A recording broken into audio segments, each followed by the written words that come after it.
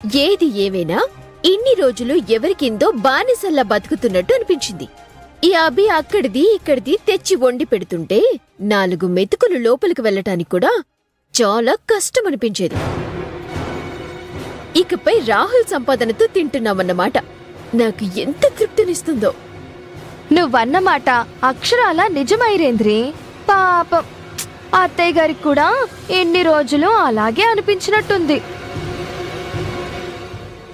ఒక్కరోజు కూడా పెదవి మీద చిరునవ్వే చూడలేదు. ఈరోజు చూడు, రాహుల్కి ఉద్యోగం వచ్చింది అనగానే అత్తయ్య గారు ఎంత సంబరపడిపోతున్నారో. చూడమ్మా లలిత, ఇలాంటి పరిస్థితి మన కుటుంబానికి వచ్చినందుకు అందరికీ బాధగానే ఉంది.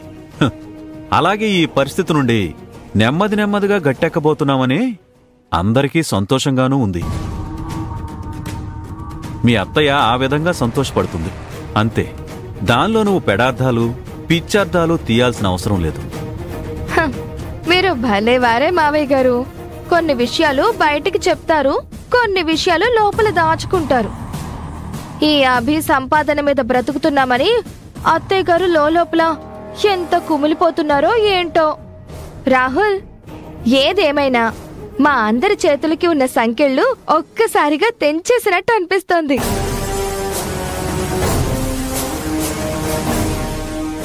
నేను పెద్ద భవంతిలో బ్రతకపోయినా ఇక్కడ కొంతమంది మనుషుల కింద బానిస బ్రతుకు బ్రతికే అవసరం ఉండదని ఇప్పుడు నాకు చాలా సంతోషంగా ఉంది. ఏది ఏమైనా నీకు ఉద్యోగం వచ్చినందుకు congratulations Rahul. Thank you so much వదినా. తీసుకోమ్మా, అందరికి ఇవ్వు.